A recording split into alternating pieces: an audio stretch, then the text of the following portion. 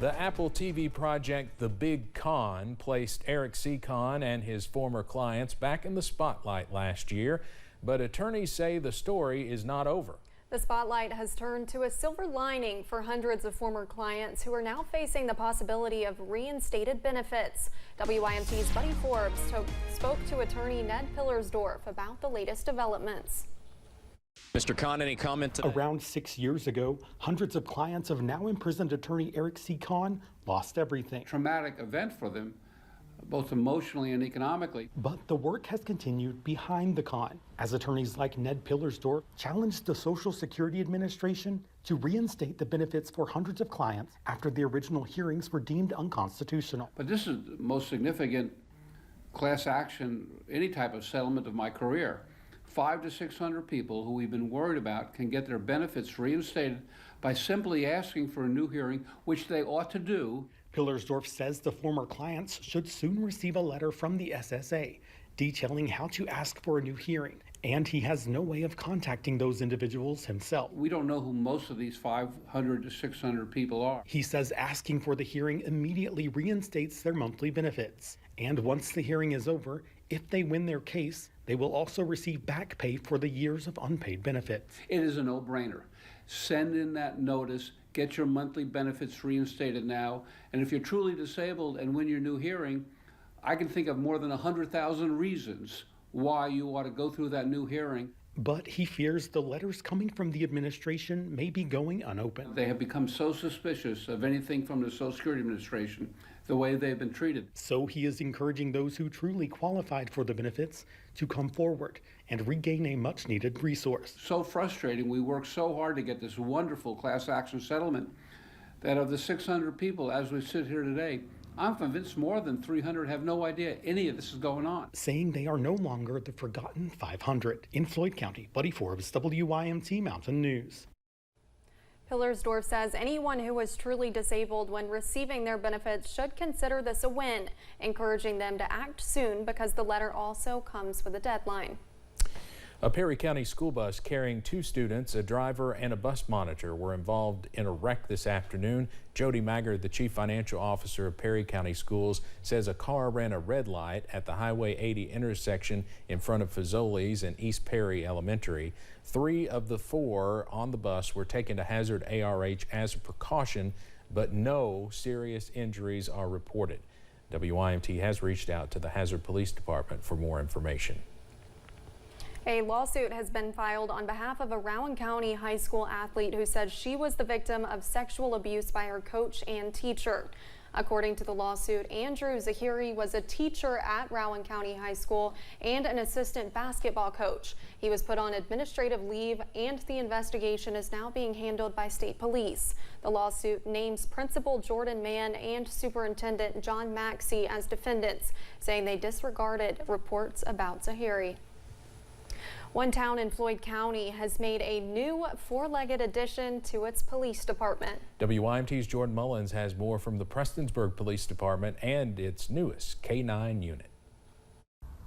In June 2022, Officer Jacob Chaffins was one of 3 officers killed in the line of duty.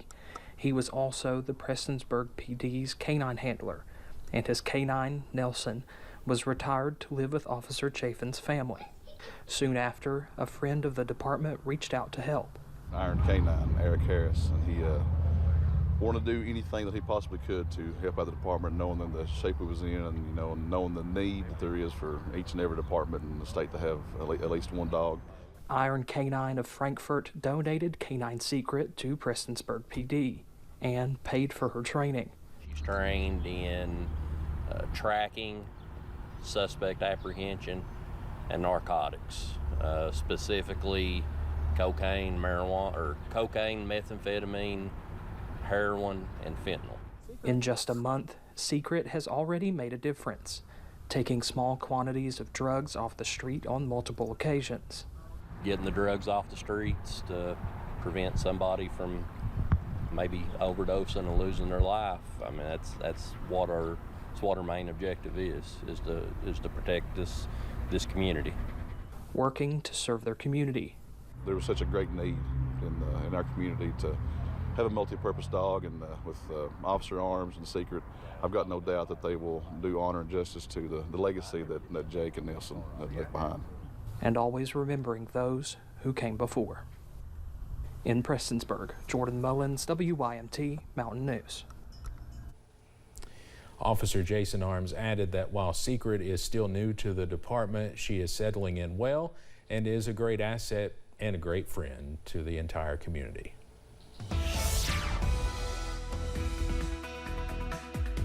It's been a beautiful day out there today, plenty of sunshine, and stop me if you've heard this one before, because plenty more of this for at least a little while longer out there as we head through the rest of this work week. 77 at London Corbin Airport with plenty of sunshine there. You notice temperatures slowly making their way down into the mid-70s for many of us. Look at Wise, upper 60s, usual cool spot.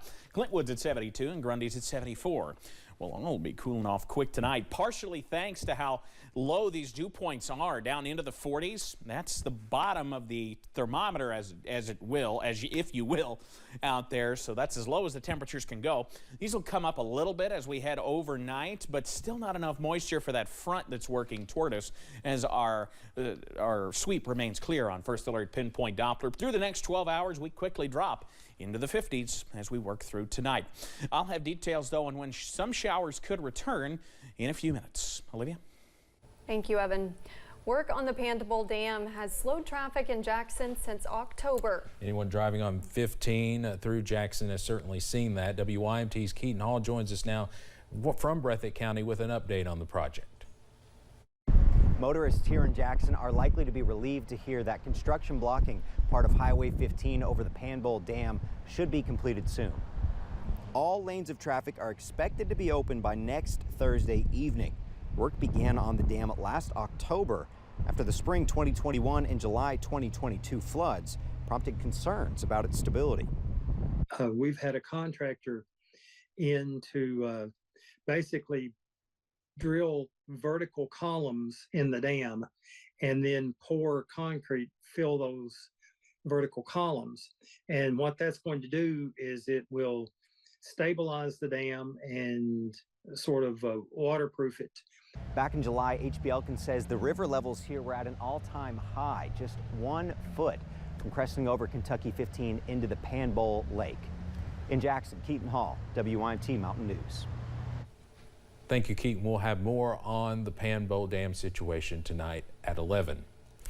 Stephen Sheng, the man charged with murder and the death of Scott County Deputy Caleb Conley, was arraigned in Fayette District Court today, facing several charges, including assault, robbery, and burglary.